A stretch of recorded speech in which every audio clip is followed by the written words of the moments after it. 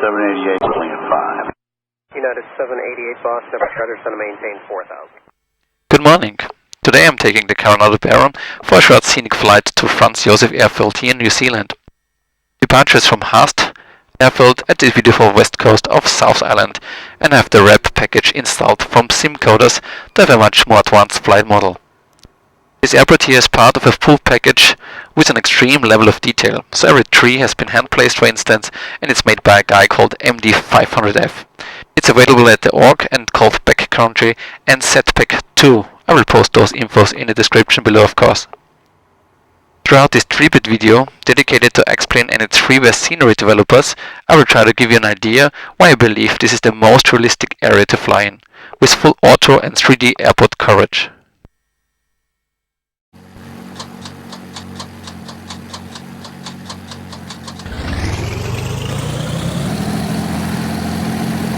It looks like a good start. Alternators, avionics. Flight level 160. That's level 160 to the... QNH1019. Stand by, sir, 9000 on 1019, that's 402. Flaps, working. Correct, 402. Strict carry available? Alright, control 3 correct. So looks good. We're going to Franz Josef, as I said, 56 miles. Alright, set. Engines look good. So let's proceed to the runway. Track brake.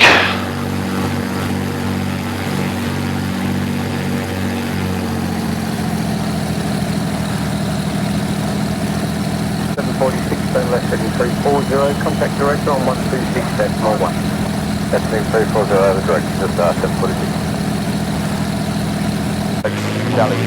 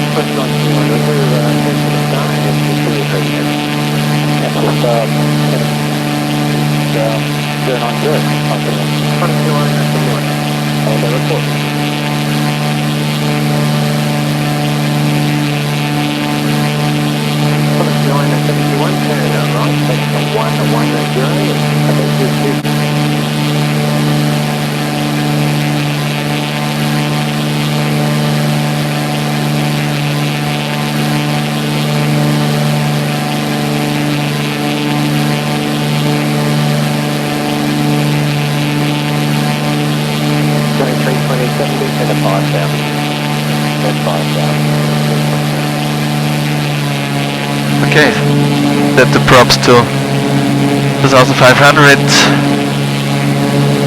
Try to sink them a little bit because the humming is otherwise pretty nasty.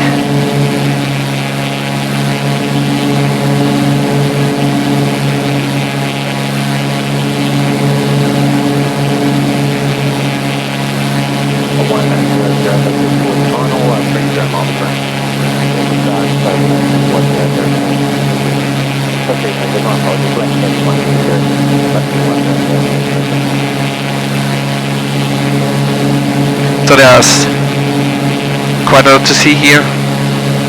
Hand-placed objects, custom-built bridges.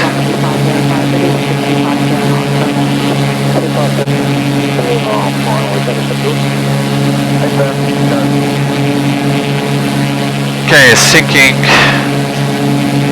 Not yet. perfect.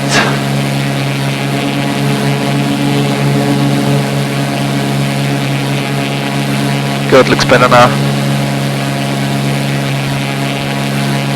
Prop sync on.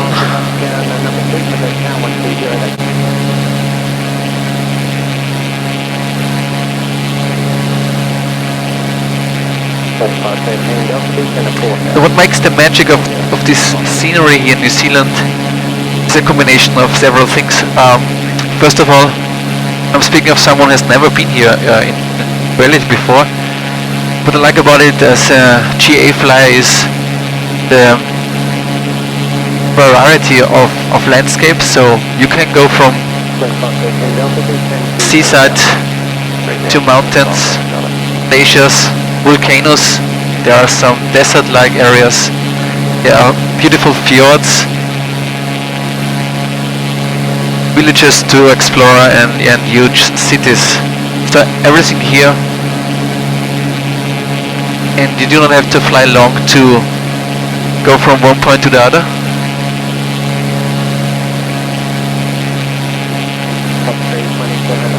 So the airport in prepared Orbix Milford Sound brought me here the first time a couple of years ago, and it was one of the reasons not to change the X-plane, because I didn't like it so much there and I was afraid to lose the reality of this add-on here. But I was completely wrong, so I found, as you might see from another video, very nice freeware for Milford Sound, and then I came across Glacier 13. He's a guy from UK who decided to make all New Zealand airports in 3D, so he really did already. Came across making whole South Island. That means anywhere you see an airport, you can land and you have 3D handmade airport to explore. And this is unique to me, so I don't know any region anywhere where you have such a high density of freeware-like airports. Actually some are more basic, but some are really good, and he is also learning and enhancing his skills, and said to me in a recent email conversation that he's going to make or work through existing ones to make them better, since he learned more, got better, and that's actually really a fact. And what I also like is that he teams up with other developers that already made airports here, also in former simulator versions like FSX, and he asked for permissions to use the work, and that's something that I really think it's cool, because he tries to get the most out of it, and it really pays off. Of course, the area we are flying right now is part of the Lindemann project.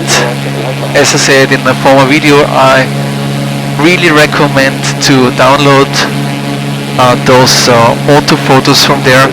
They are not just looking good, they are also set in a way that they perform that nicely, that my setup with GTX 1070 with 3 outputs more or less handles it very nicely. I cannot do the same with other ortho photos, so this is something that is really special.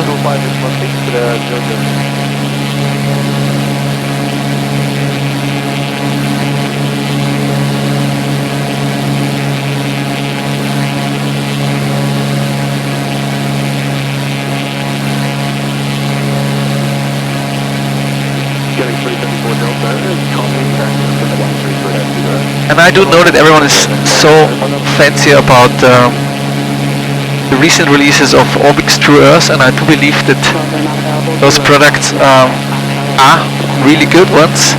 And I think what they are mostly good in is the overlay part of it, and they certainly need to compromise the files much more, because for example here for New Zealand every package is about 20 gig in size, so you really need time, you need bandwidth, and you need a hard disk to store it, and that wouldn't be possible if you try to sell it commercially. But it's the same with Orbix, like before.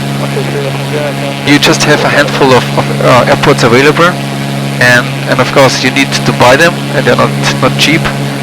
So you are limited to what you have and what's available, and it's totally different here in New Zealand. So you have, in my opinion, better quality orthophotos. You don't have the same level of overlays, but they are really good, and you can land anywhere you want, and you get very nice airport visuals, and that's something that was always something that I dreamed of, and I'm so glad that my journey to X-Plane brought me to this situation. Okay, so I'm now finished with a few scenic rounds about Haast. Now we are continuing to the Glacier.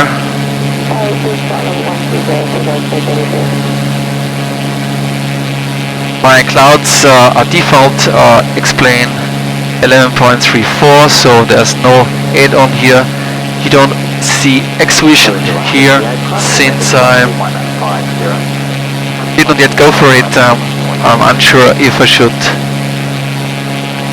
download it, since Laminar is not really working in cooperation with all those shaders developers, and as out currently I like it very much. Let's stick to it and see what's coming up with Vulkan and other developments. That's also something that I'm really surprised and totally happy about, is the density of updates X-Plane is delivering. So I don't know why they are doing, because they could easily go for X-Plane 12 and sell it to us again, and earn definitely more. They're bringing out one release after the other. Now there is 11.35 already in beta, in public beta. I'm not using any betas here, since I want to wait for full releases. But that's amazing, and they are pushing it to new levels with every update. They are looking into the airports.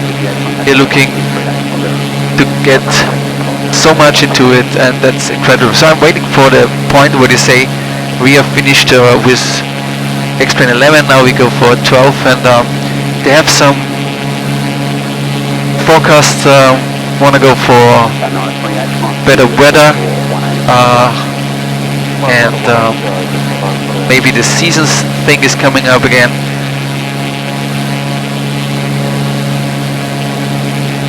Gonna wait for it. So anyone who's GA flyer, I would really recommend to go for investing 50 bucks. So it's nothing, and get flying in X-Plane. I know really few of my sim friends, and they all did the move, and they all did not regret it. So recommend it. Okay, the scenery here, I haven't flown this passage before. We are nearing Mount Cook. I'm really impressed. Haven't seen this part of New Zealand before, and that is something that is just possible with orthophotos. You get lost, and you see new stuff, mostly anywhere you look, and wow.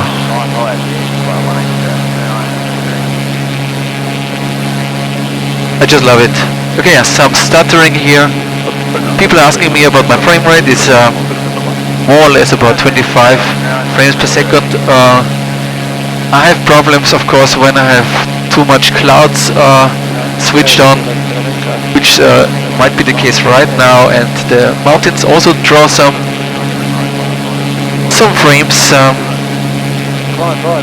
I'm a fixed card in the future, but the GTX 1080 Ti is not available anymore, so gonna wait, because it's not worth the move and the investment, and I'm not really looking often at my frame rate. I don't even see it in my setup, so I have to do a few tricks to see it and get rid of the warping, and for me counts what meets the eye, and some stuttering in between doesn't really change the experience and harm it too much. So very cool. So we have yeah, waste bath back here. Actually not just for fun. I came to make a few spins one time and a few loopings, because you can do it, of course, even if Baron is not made for this. And I found out that you might get really dizzy very fast here, so you don't need a headset with VR. You just need to be wrapped with visuals, and you can get lost very fast, and the immersion is pretty good. And especially if you're traveling with some people, they're not used to it. I would not be flying here without a wastebasket, because I wouldn't want to clean up my cockpit afterwards if someone gets really, really thick. Okay, so we are approaching the Franz Josef Glacier. Before I made the video, I did some small research, because I want to know why it's called Franz Josef, and actually a guy called Haast, so I think the airport we departed from was named after him. He named the airport, or named the two glaciers, one Fox Glacier, one Franz Josef.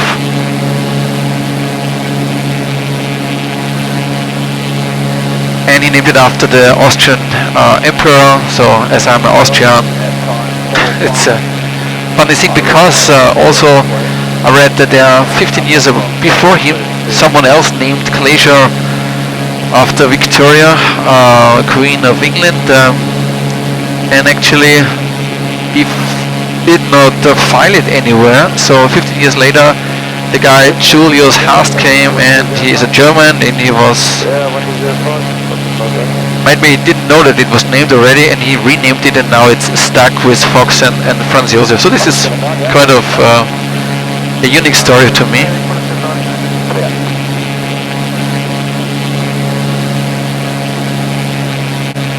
Yeah, nice one. Woo. Yeah, and the clouds are dense here, and as I said before, that's a weak point of my setup.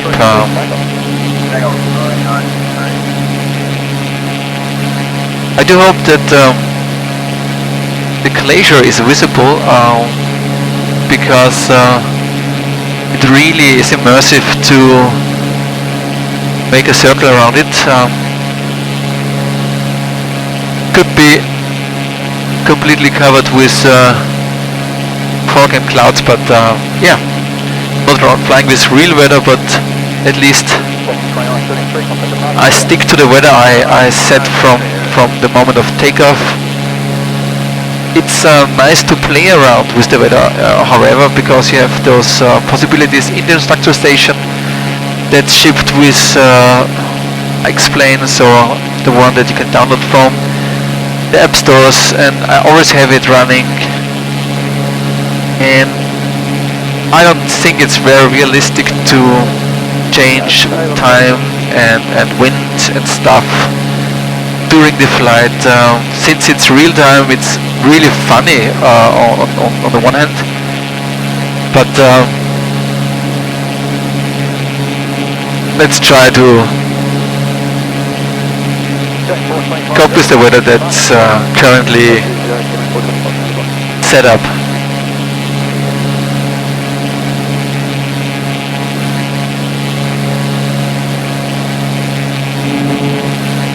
So 6,000 feet.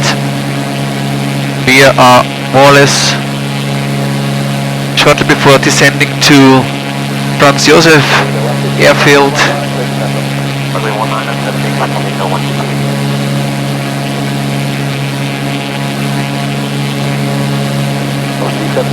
I think in reality, here's the Glacier on the right, so I hope you can see it. I'm gonna make a small circle around it.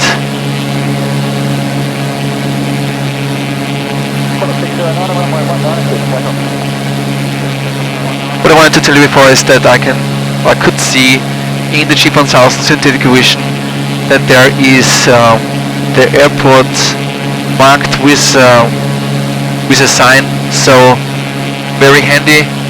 Okay, let's better see to get out of this little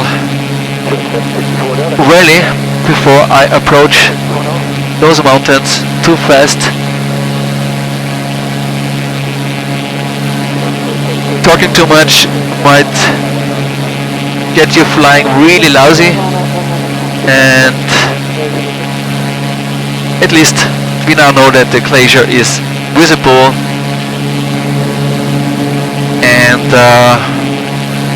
we can follow it to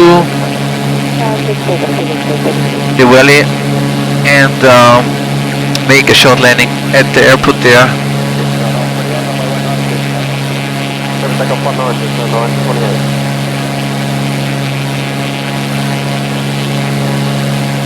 I was recently flying outside of New Zealand, and I'm not doing that very often, and I was in Bellacoola in Canada, and also was on the cool bush strip there, and that is available free close by.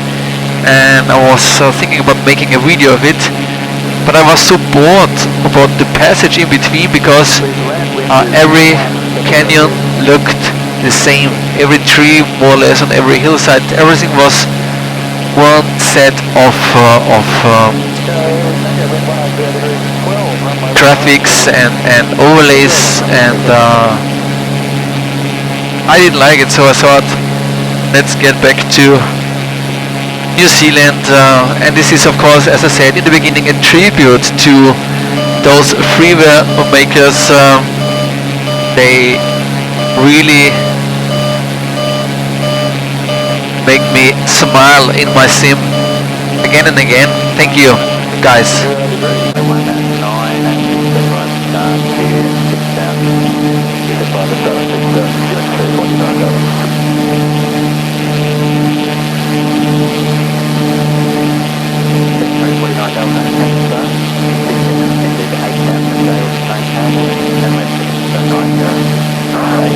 Okay, we are now 2,000 feet high on downwind to Franz Josef Airport. Let's get prepared for landing. I need to lose speed and altitude.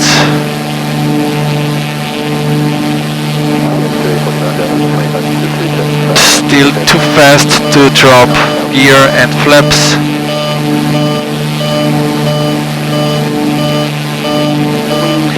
Gear warning is sounding.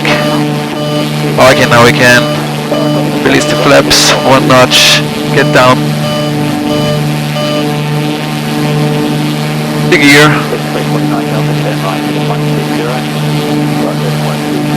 I haven't landed here very often, so I know where I'm flying to because of the beacon, but I still need to get an idea where the runway is positioned, and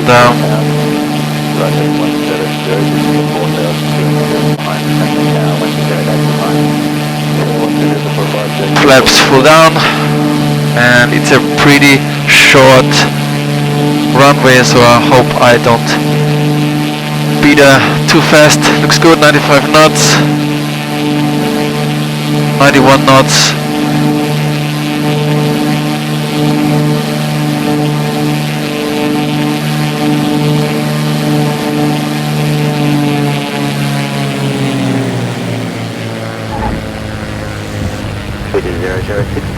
Flight level 160. Here we are. 160 to the 006.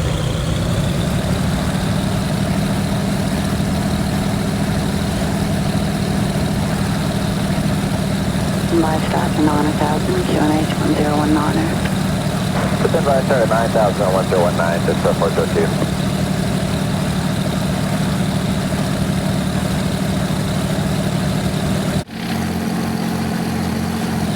Turn off the engines.